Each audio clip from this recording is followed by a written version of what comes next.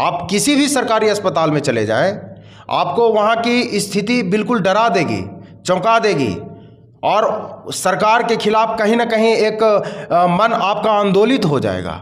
यहाँ तो व्यवस्था पहले से ही डालमडोल है और ऐसे में जब कोरोना दस्तक दे रहा है तो आप सरकार के दावों पर और वादों पर मत जाएं। यदि डॉक्टर आपको 10 दवाएं लिख रहे हैं तो उसमें 5 दवा 4 दवा आपको हॉस्पिटल में मिलेंगी और बाकी यहाँ कमीशन खोरी की भेंट चढ़ जाता है और आपको अस्पताल के बाहर जाकर के लेना पड़ेगा। ज़्यादा मूल्य की जो दवाएं होंगी आपको अस्पताल के बाहर लेनी पड़ेगी मूल्य चुका करके।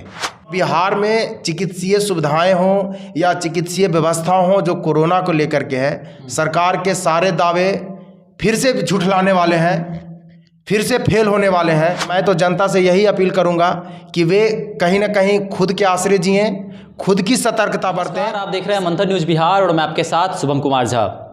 दोस्तों, कोरोना जिस प्रकार से फिर से अपना पांव पसारने लगा है, यह अपने आप में चिंता का विषय है, सभी के लिए चिंता का विषय है, क्योंकि कोरोना ने एक बड़ी त्रासदी भारत के अंदर लाया है और इससे लोग काफ़ी परेशान हुए हैं, काफ़ी चिंतित हुए हैं। कई लोगों ने अपने को खो दिया और यह दुख कहीं ना कहीं ज़िंदगी भर उन लोगों को रहेगा।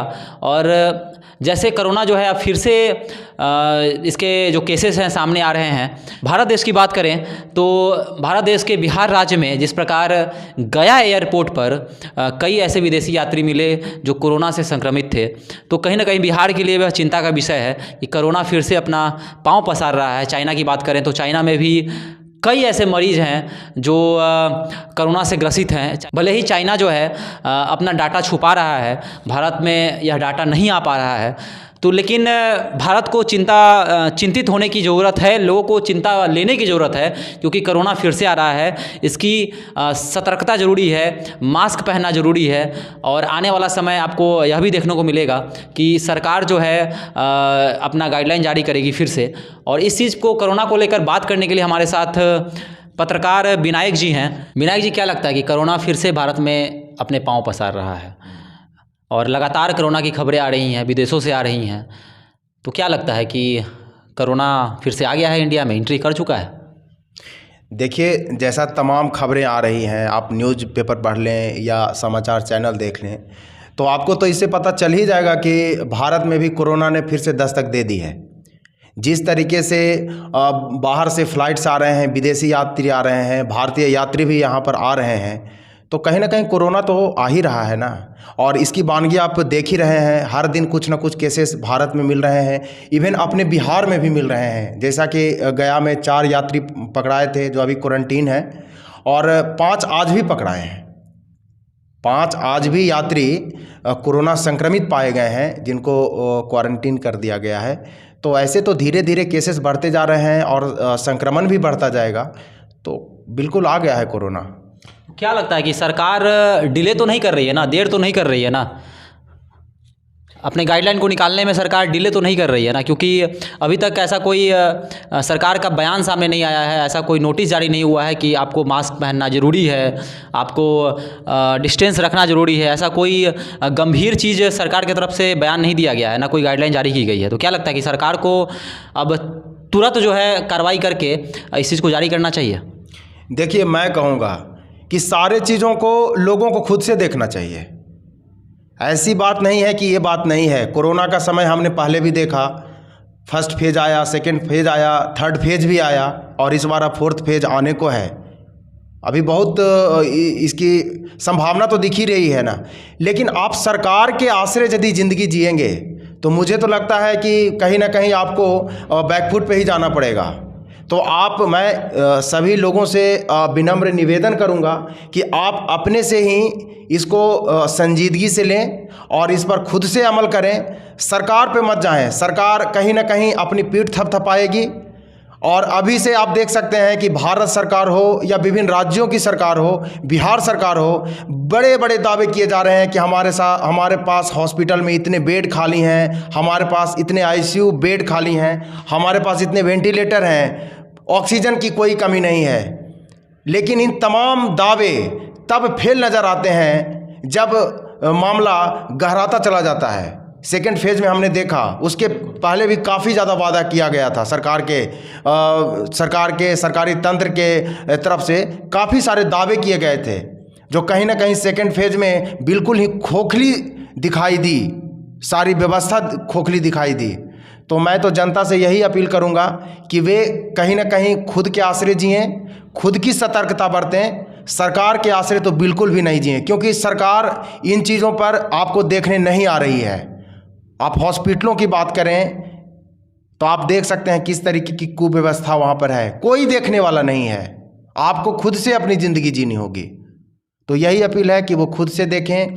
यदि ऐसा लग रहा हो कि कोरोना दस्तक दे रहा है, खुद में पहल करें, उसके रोकथाम के लिए जो भी उपाय किए जा सकते हैं अपने अनुभव के आधार पर करें। कोई भी यदि लक्षण दिखाई दे रहे हों तो आप डॉक्टर से मिलें, रोकथाम के लिए घरेलू उपाय भी करें, खुद के आश्रय जिएं। अच्छा, इस बार जो कोरोना का वेरिएंट आया है, जैसा कि बताया जा रहा है कि पहले के मुताबिक यह वेरिएंट जो है काफ़ी घातक है, लोगों के लिए काफ़ी घातक है।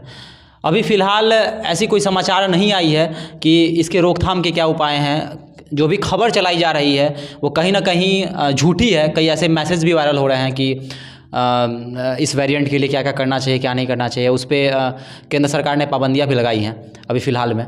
तो आपको क्या लगता है कि आने वाला समय जिस तरह से जांच नहीं हो रहा है देश में, या फिर अभी जो आपने जैसा बताया कि अभी गया में मिले हैं और आज भी मिले हैं, मरीज़ मिले हैं, तो कहीं ना कहीं आने वाला समय एक बड़ा कोरोना ब्लास्ट हो सकता है? अगर जांच हो तो एक बड़े संख्या में कोरोना मरीज यहाँ भारत में मिले। देखिए, जिस तरीके से चाइना में स्थिति अभी है वह काफ़ी भयावह है।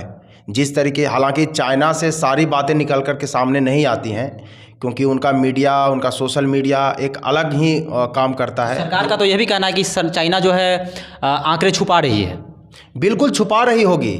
वह खुद को विश्व पटल पर एक विकसित देश के रूप में दिखाना चाहती है और यह दिखाना चाहती है कि हमारे यहाँ कोई कमी नहीं है, हम बिल्कुल ठीक हैं।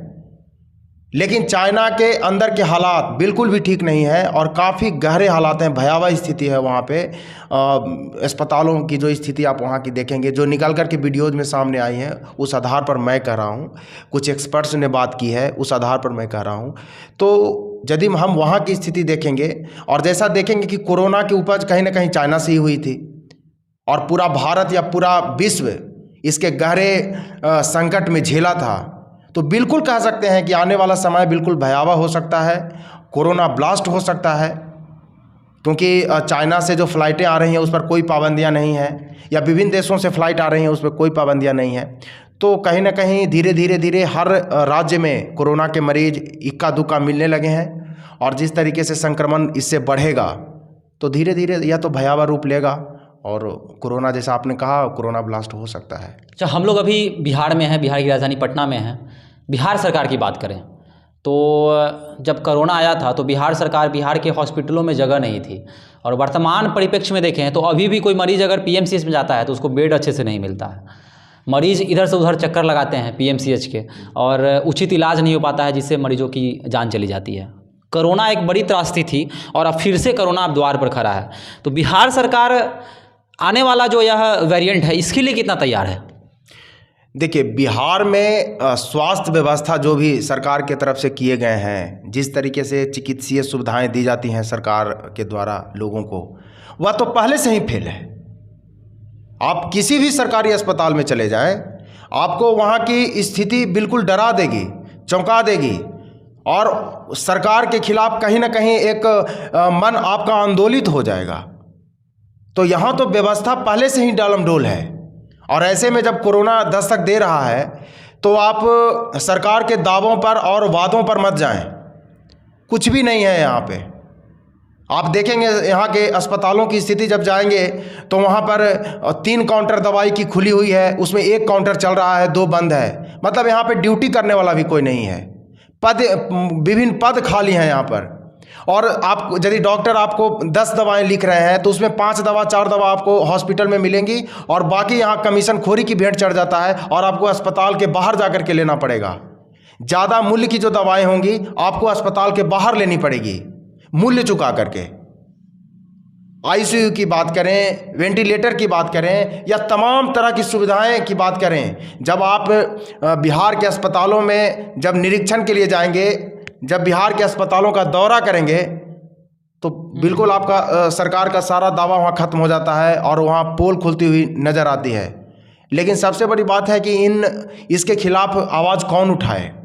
जनता की आवाज़ तो दबा दी जाती है। यहाँ पर सरकार जो कहती है वही सच माना जाता है। ऐसे में जनता अकेली महसूस करती है और कहीं ना कहीं सरकार के दावों और वादों के आश्रय वो अपनी ज़िंदगी जीती है और खुद के नसीब का दोष मानती है। तो यहाँ बिहार में चिकित्सीय सुविधाएं हों या चिकित्सीय व्यवस्था हो जो कोरोना को लेकर के है, सरकार के सारे दावे फिर से झुठलाने वाले हैं, फिर से फेल होने वाले हैं। मैं अभी से आपको कह दूं और लोगों से मैं फिर से यही अपील करूंगा कि वो कहीं ना कहीं खुद को अपने से तैयार रखें, अपना कहीं ना कहीं अपनी सुविधा खुद से तैयार रखें, सरकार के आश्रय बिल्कुल ना जाएं। दोस्तों, जिस तरह से आज आप लोगों ने सुना कि कोरोना जिस तरह से अब अपने पांव पसार रहा है, इसको लेकर यह चिंता का विषय है और आने वाला समय बड़ा ही कष्टदायी हो सकता है। तो इसको लेकर आपको खुद सतर्क रहने की ज़रूरत है। कोरोना के बारे में तो आप जानते ही हैं कि कोरोना से कैसे बचा जा सकता है, इसके क्या उपाय हैं। आप लोगों ने यह जाना है, समझा है, देखा भी है। सरकार के द्वारा भी कई गाइडलाइन जारी किए जा चुके हैं और आने वाले समय में भी किए जाएंगे।